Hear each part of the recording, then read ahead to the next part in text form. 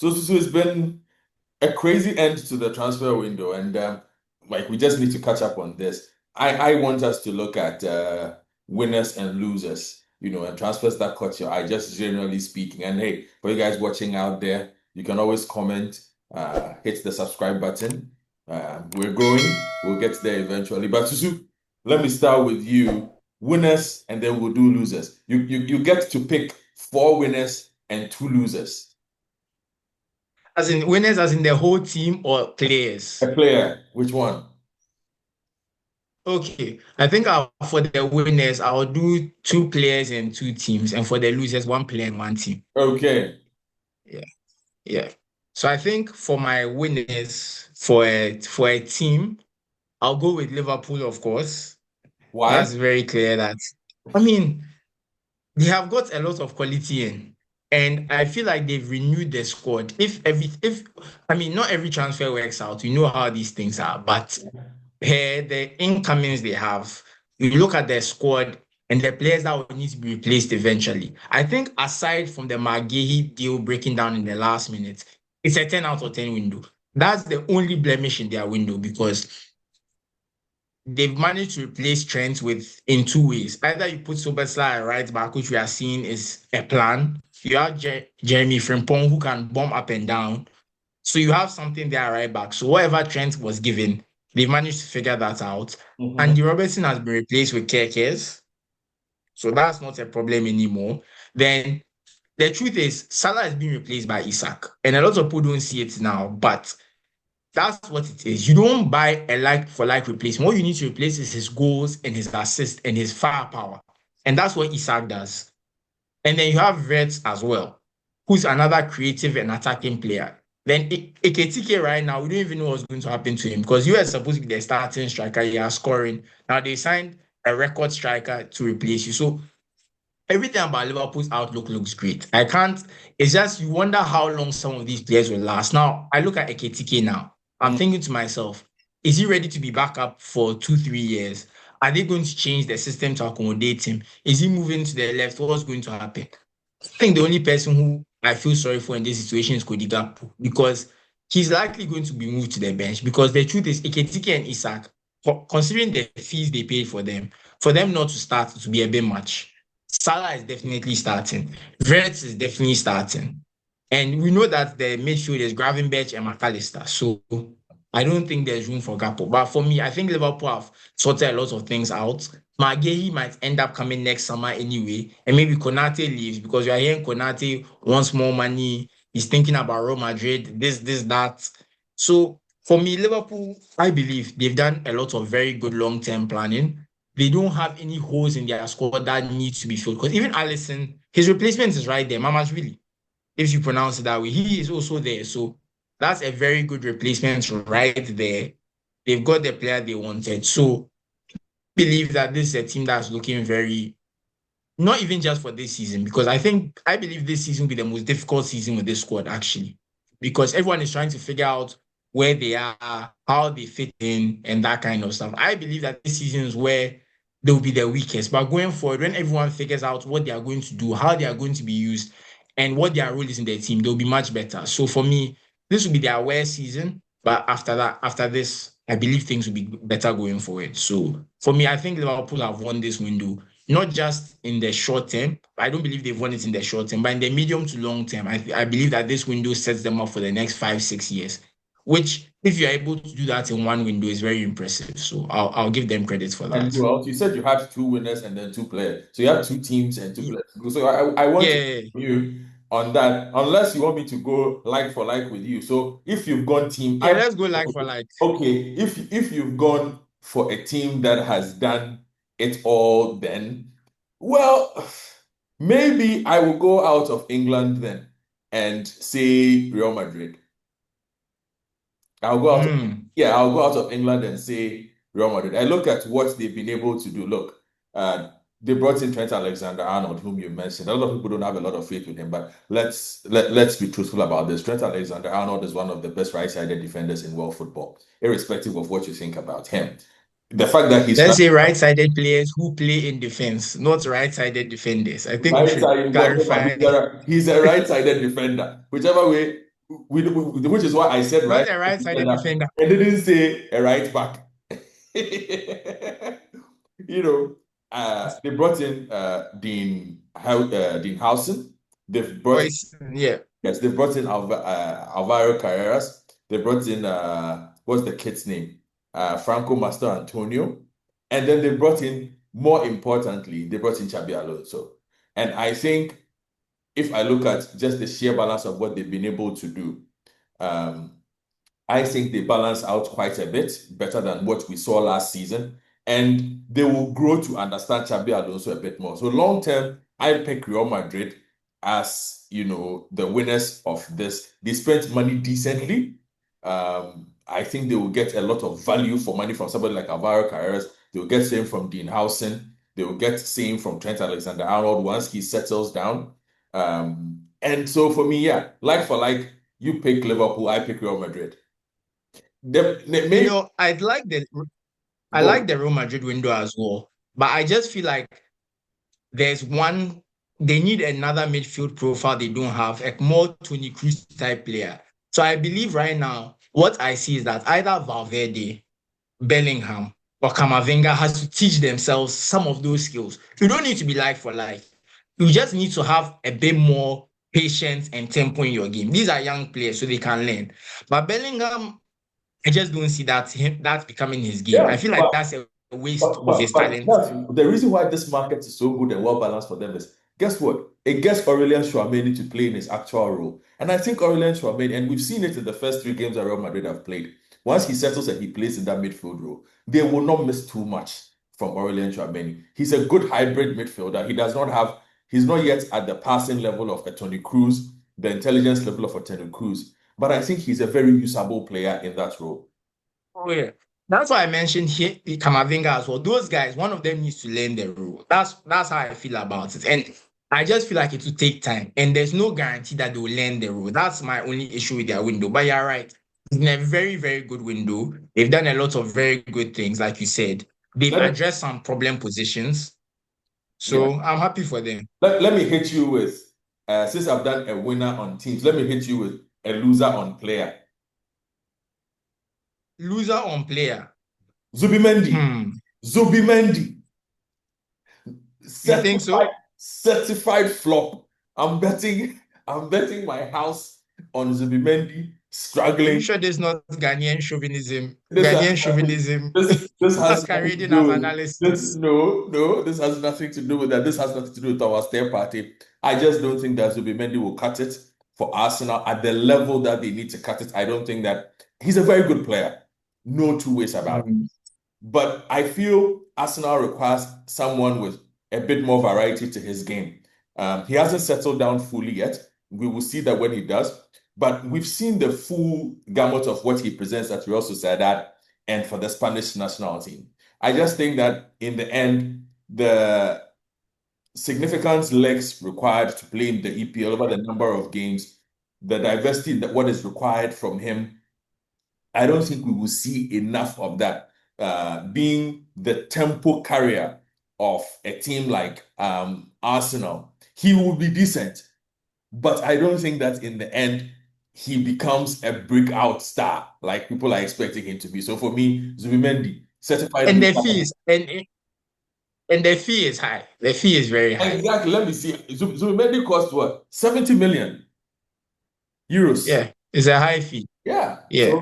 So if you look on trans, yeah, it's a high. For me, my loser as a player is the striker that Newcastle bought. Walter. That's how do you pronounce it? Nick Walter. Walter Madi. Yeah. Really? Yeah. And let me explain why. Okay. Let me explain why. I don't think it's because he lacks ability or whatever. But I think that when you come in and you are at the height he is, and you play the way he is, the English press are not going to be nice to you. Because they are going to expect you to play like a Chris Wood or an Andy Carroll or something like that. And he's very similar to Isak in the way he plays, right? Yeah. Good ball control, likes to drop deep. But when you look the way he looks, there's some expectations of your skill set. I remember it happened to Joelinton at Newcastle, the same Newcastle a few years ago. Because of his height and his size and his he was typecast as this big bruising number 9, a role he had never played before because he was playing off the striker the whole time. He was Okay. playing more as a number 10.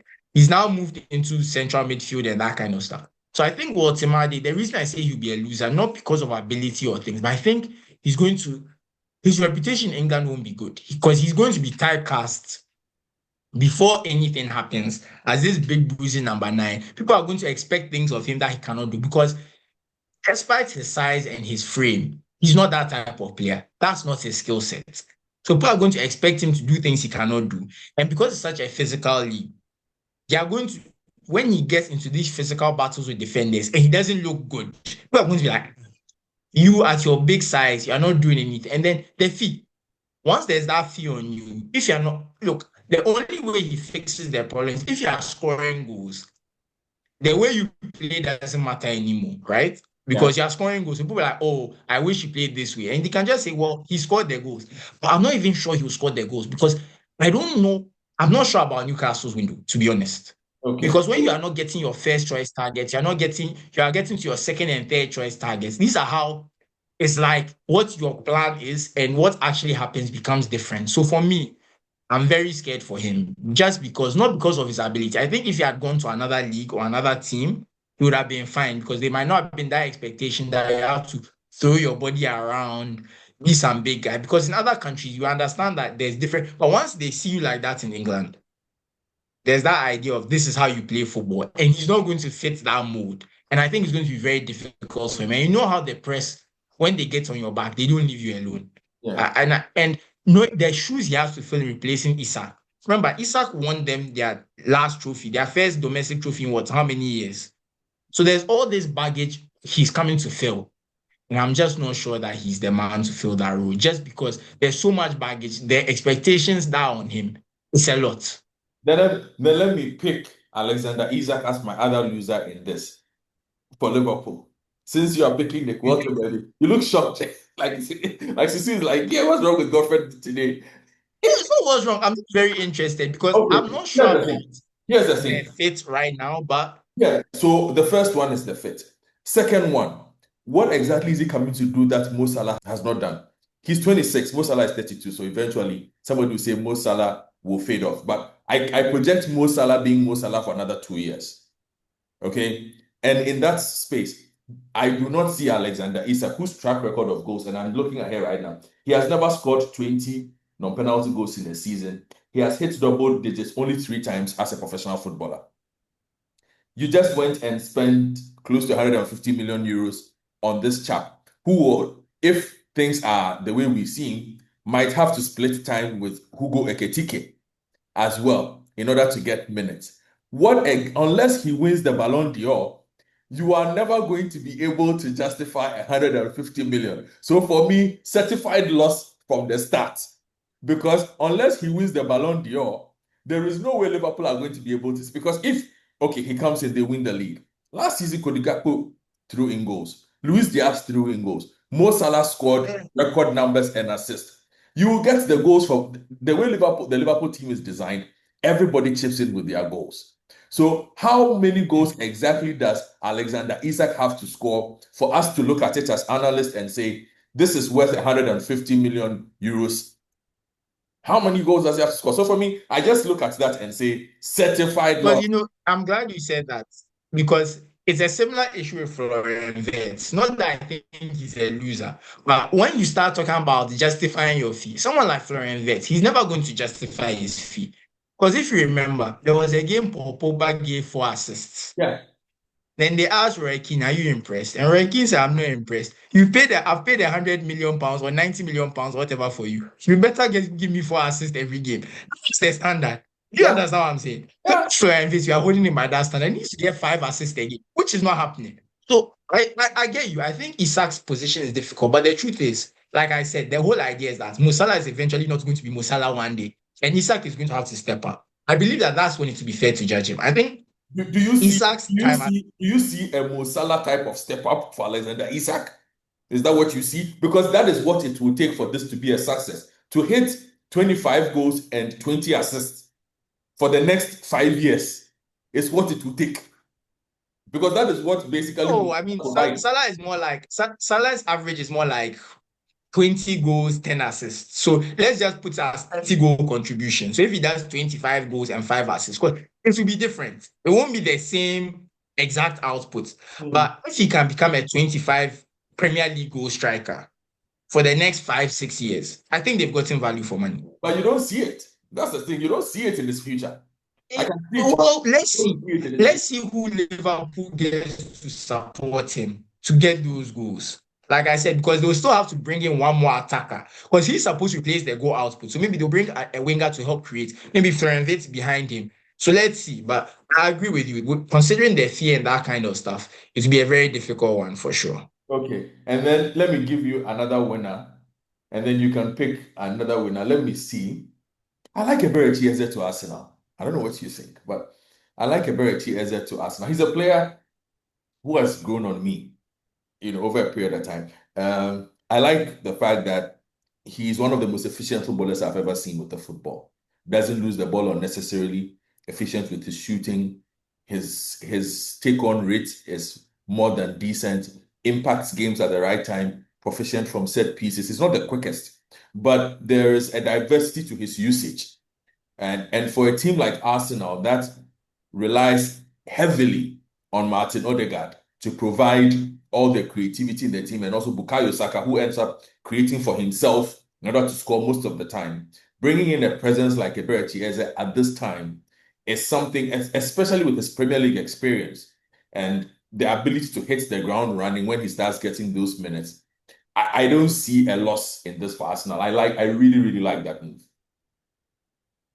Yeah, and you also get some pressure of Odegaard, we spoke about a few episodes ago about how Arsenal fans are in his case and that kind of stuff. Having another midfielder there with that ability to push for it, that ability to kind of make things happen, it would be great to see, honestly. I think putting that pressure off, putting him on the left where he's a better player than Martinelli, even though that's not his natural position, I think it raises the level of the squad and everyone should be happy to see that. So, yeah, I agree with you. It's a very good transfer. And for your Very, end, very good. what other success do you see? Well, I've done my loser already, right? So I have to do a winner for a player. Yes, you have to do a winner for a player. Yeah, I think I'll say Gigio Donnarumma. For a winner? I think yeah, I think he's landed Okay. on his feet, honestly, because Okay.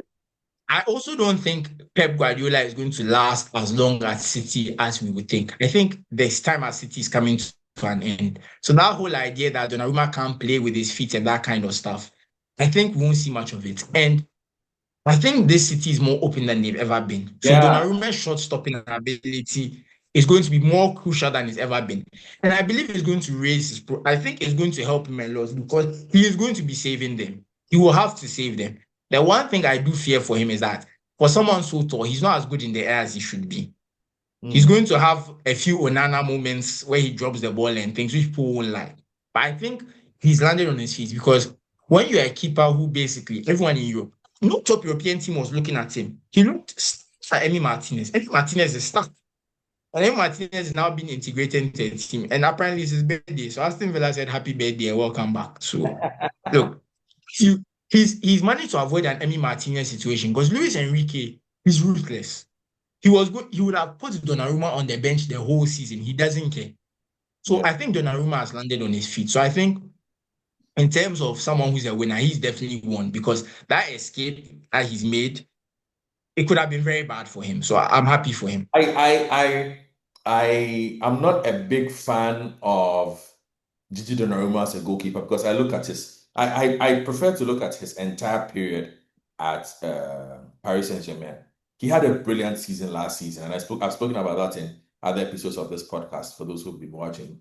But if you put the cumulative body of work together, I don't think Many mistakes. I don't think he's as good as he should have been. But it doesn't take away from the major point that you make. And it's about timing for me, which is why I feel it's not such a bad move for City. City requires a shot stopper right now. Yeah. Because like you said, sure, they're a lot more open than we have seen them. So the Ederson period where you needed a goalkeeper who had that balance of shot stopping and skill but perhaps Let's not even say balance. If Ederson played for a team, if Ederson played for Manchester United, the number 10. the same way Onana had to deal with a lot of rubbish, Yeah. I think Manchester United would have conceded more goals with Yeah. Ederson than Onana. And so I like Gio Donnarumma to City at this time. And for me, most of the time when it comes to goalkeepers, it's the time, which is why I wasn't a big fan of De Gea being let go at the time that he was let go. It wasn't that I was not aware of the mistakes that he was making. But the point was, United are a very open team that face a lot of shots. Now, if I have a goalkeeper who in a season wins me 10 points, and for a goalkeeper, that is a lot of points. People might think it sounds like, oh, it's just 10 points. But for those of you who like your numbers, a goalkeeper who saves you 10 points a season is an incredible asset. So to let a goalkeeper like that go and bring in Onana simply because Onana had fine feet, and even with that, we haven't been able to see, that was a nightmare for me. So I appreciate City sitting back and saying, we're a lot more open now. Teams are taking a lot more shots at us. We require a goalkeeper who keeps the shots out. We'll figure out the ball playing as we go along because he's not that bad with his feet anyway.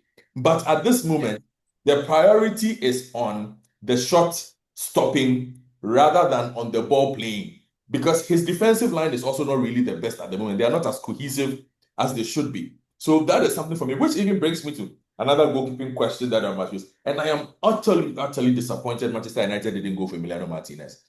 I really thought. Yeah, I saw you tweet about it. Like I've been gnashing my teeth at this. I think that Manchester United certainly should have gone for Emiliano Martinez. I like this Sene Lamens goalkeeper. He's a prospect. United, again, it's about timing. I've looked at, somebody has made the case to me that, look, the numbers make sense for United in the sense that the deal that they were going to do with Aston Villa involved Jadon Sancho giving up a certain amount of, Manchester United not having to take care of any cost of Jadon Sancho's, so it would have been a direct swap for cost and that sort of thing. Nothing justifies those numbers for me. Look, Emiliano Martinez, whatever people say last season, he made a lot of mistakes. Which goalkeeper has not made mistakes in any season? Peter Schmeichel, for 9 years, the best goalkeeper in the world, had seasons where Manchester United fans wanted to kick him out. It did not change the fact that he was the most reliable goalkeeper in the world over the span of a season. And Emiliano Martinez, I think, over the span of a season, fits the bill for anybody. United have leadership issues. Emiliano Martinez is a mentality monster. He will slap whichever defender messes up. Emiliano Martinez, the way goalkeepers are getting bullied from set pieces, he will smash somebody's head in that goalpost before those things happen. There are certain things that attackers don't even try because they know he will respond. He intimidates. He's overall very reliable. So and you can rely on him to save some penalties as well. Penalties too, And so I look at Sene Lamens' prospects. Maybe the next 2 or 3 years he will be good. But Manchester United needed a goalkeeper for the next 2 years who is reliable and stable for at least the next 2 years to help the team get to where it wants to get to. And so the Sene Lamens transfer is one that I'm meh on. I'm really meh on. I don't know. But I really wanted Emiliano Martinez. I kid you not. I'm not a fan of Martinez, I'll be honest. Actually, let me put it this way. I think Martinez is a good goalkeeper, right? Yeah. But I think the moments have elevated him into conversations he shouldn't be in. That's fair. Because the fact that he's won the Yashin Award twice in a row is, frankly, a disgrace. It shows that the award, they don't know what they are doing over there. But that's by the way. He's a good goalkeeper. And you're right. Considering what Onana has been doing, he definitely would have been an upgrade. But I also ask myself, and this also brings me just to talk a bit about Manchester United and their transfer policy as a whole. I'm not sure what they are trying to do. Because if you buy Cunha and Mbeumo, that gives me the idea that you're not thinking about 3-4 years in the future. You want the team to be good now. Then you also go and buy Benjamin Sesko and Lamens, who are clearly projects. So what is it? Is this a project that we are building up to, or you are trying to be good now? Because if you are trying to be good now, after you spend a lot of money on Cunha and Mbeumo, you buy Emi Martinez, and you go for a more experienced striker than Sesko. You don't pay for the potential. Or you tell Sesko that you're not going to be a starter. If you get what I'm saying. Because remember we discussed the whole Bruno Fernandes, Cunha, Mbuemo, Shesko conundrum that four of them in the 3-4-2-1 is just not working. So for me, I'm just wondering, and I'm wondering why they didn't go for Donnarumma. I thought Manchester United should have been the first team. The moment they had Donnarumma was available, they should have been the first team there to buy him. But the wages that he's on I, is not a nightmare. Like we must admit, Donnarumma he's basically on Vinicius level salary. maybe that was the issue because to be fair, that was the same issue with De Gea. They were paying him too much. Yeah. Which is what some of these things come down to and some of these sales and that kind of stuff. So fair enough. But I just felt that when you pay that much money for Mbeumo, you pay that much money for Cunha, clearly you have a plan that you want this team to be good in the next the next year or two. So you're back in the Champions League. You have that Champions League revenue and you can rebuild the team slowly. So when you go and buy Lamens, who we are not sure how long it's going to take for him to get to that level. You buy Benjamin Sesko, who clearly needs some time to get to the level he needs to be at. But then you bought two targets who are supposed to be win now players. It just shows a confusion in transfer strategy I'm not happy with. So that's just by the way on Manchester United and just talking about Lament. I think, yeah, it's a bit muddled, to be honest. It's really muddled. So I'm not a fan of it at all. And another transfer that I want to talk about, and like I think basically we've just gone through the winners and losers, so we can just generalize a bit more on other transfers. One that I looked at and I asked myself, look, Marcus Rashford to Barcelona. And I saw some of the comments that were coming out from Spain over the weekend after their draw. And the Spanish fans, the Barca fans were on his case because of one bad move. But I really don't think it's going to work. But Barca have looked to market him properly. They have used his image really well. He's on all their socials and all. They've, generated the engagement.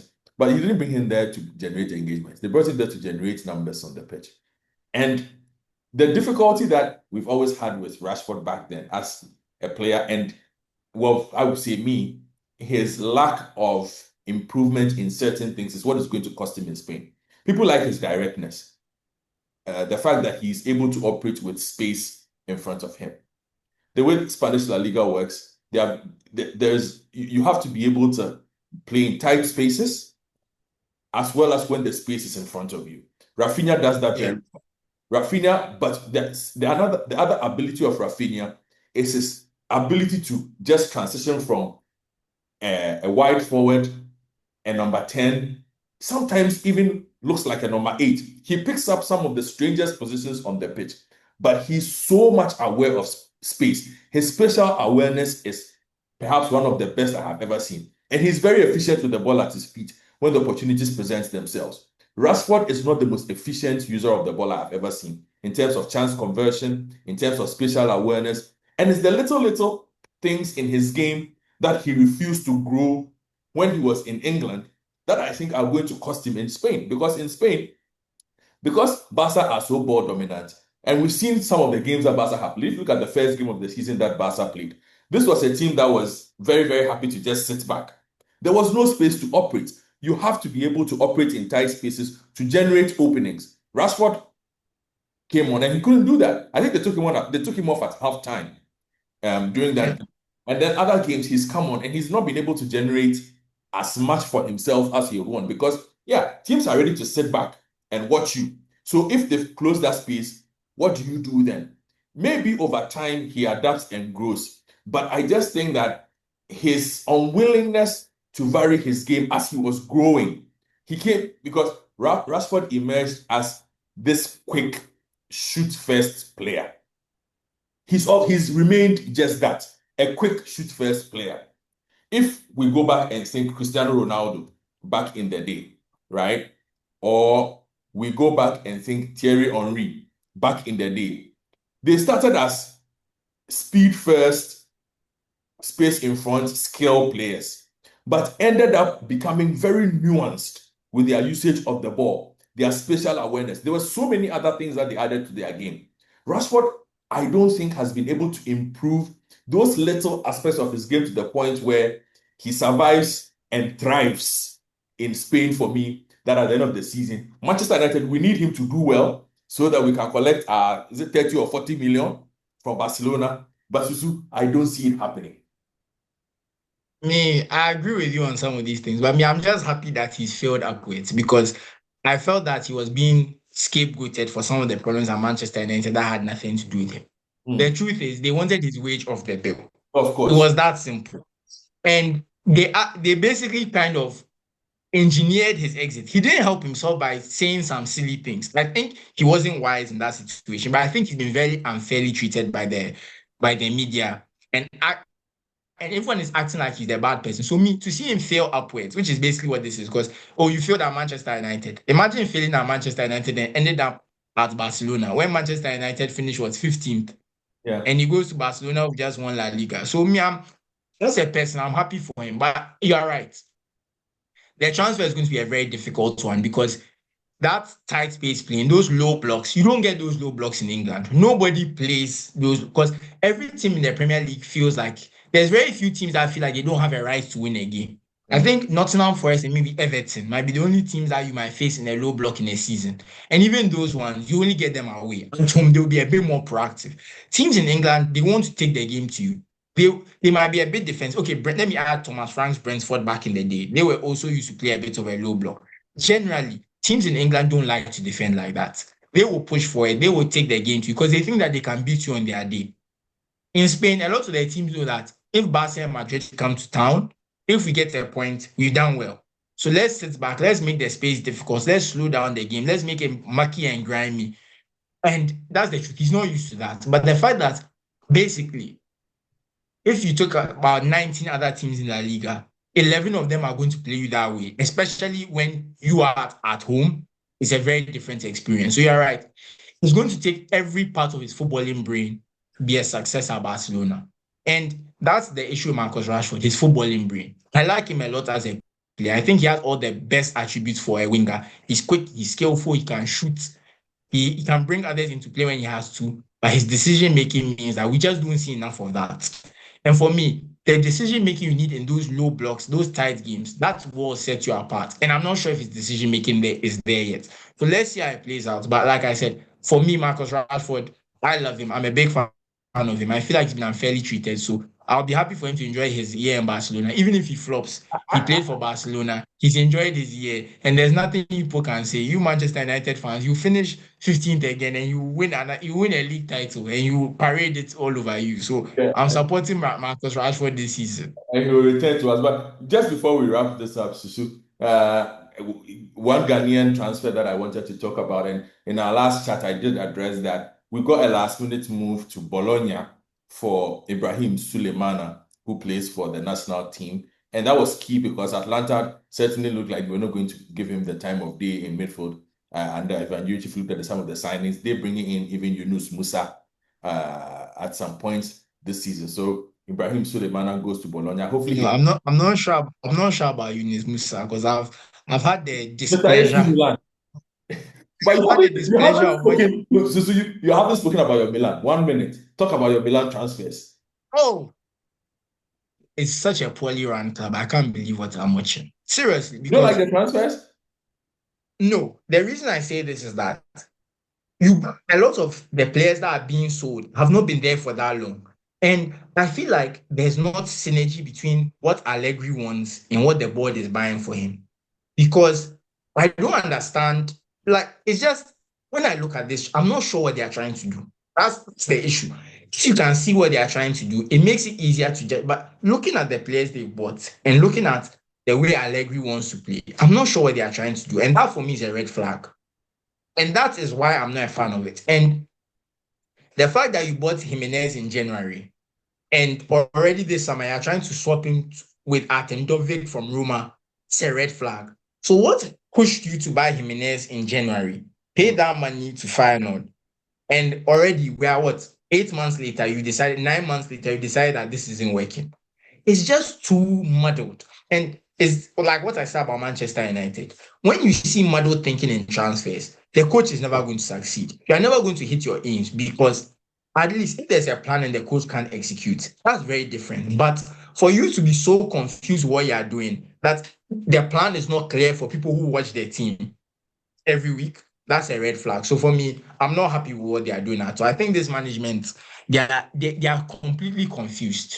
In Let fact, me I would go as far as to say they are out of their depth. let me wrap, Seriously. let me wrap this up. But I want to mention one team as well that we didn't talk about. Another team that seems very confused, Bayer Leverkusen. They've oh, sacked Eric Ten Hag. And it's it makes you wonder because very they've sold all these players. You've bought in all these new players. You bring in the new coach. And Ten Hag said that in his exit statement that if you want to build a culture with a new coach, you don't give up after 2 games. What they've done in those 2 games has been disgraceful. That is a fact. Because you've thrown away leads in your first 2 games. That's very poor. But to sack him already, I think the Bayer Leverkusen, they panicked. I think maybe they weren't sure about Ten Hag to start, and that's why they fired him already because it seems way too soon. And there's been such a turnover because Boniface is gone, Hincape is gone, Shaka is gone. Who else? So many of their players are gone. Vets is gone, Frimpong is gone. So good. many of the key guys are gone. So it's a mess. And just before we wrap this up, just looking at the transfer spending this summer, and I must say, shout out to Bournemouth. They've sold 202 million pounds worth of players. They spent 136 million pounds this transfer window, and they are competing. Basically, sold their entire defense, and they still look good. I must say, shout out to Yeah, and that's what I mean by a well-run club. Like even when things are moving and changing, you can see there's a plan. You can see there's something. Even Brentford, I think they've sold too much. I think yeah. they've kind of gone past the point of they've overdone the balance I think because they'll be in the two relegation battle this season. oh yeah, but I still believe they'll survive. But I believe they're a team that they've overdone their selling for sure. They've sold too much too soon, and which is why they didn't want Wisa to go. But Wisa himself wanted to play in the Champions League. Look, the truth is, a lot of these things it goes down to wages, and we saw the bomb squad. But Yeah. I'll give a shout out to Manchester United because I think they've cleared most of the bomb squad, haven't Yeah. they? We left Oli Malasia. You see his smoothness level. Yeah, exactly. Most of the bomb squad is gone. So, but when you're in that bomb squad, look at how they treat you. So for me, I don't support striking and not honoring your contract, but I understand when players start misbehaving as well. I get it because both sides they will treat you badly when they have to. So the game is the game. So let everyone just enjoy. You enjoy your part in the game, play your part, play your role, and understand the game. So Yeah, so just quickly for the EPL, those of you like the EPL, the transfer spending this summer, of course, massive outlay by Liverpool, who have spent 446 million pounds. Who else spent big? Arsenal has spent 267 million pounds. Manchester United have spent 232 million pounds. Newcastle have spent 256 million pounds. Chelsea have spent 296 million pounds. But the good part, and those, Chelsea are another team that I don't understand, but they keep making money off their sales. So yeah, that it's clearly working. It's yeah, clearly they working, but made they still confuse me a lot. Chelsea made 314 million pounds And in they'll make more because Nicholas Jackson has a sell on, has an obligation to buy now. yeah. So for those of you like the transfer spending this summer, that's what it's been. Thank you very much, Sue Graham, for spending the time on catching up the transfers. We'll later deal with the Black Stars. They have 2 games against Chad and against Mali. We'll see how that ends, but hit the subscribe button as always. Chad is on Thursday, right? Yes, we'll see how that goes. Okay. Yeah. Okay. You'll see We'll where you see. are. No, sometimes when you're not in your usual location, finding a place to watch the match can be difficult. But don't worry, So I'll sort you we'll out. see. I got you sorted. Thank you All very right. much, Susu.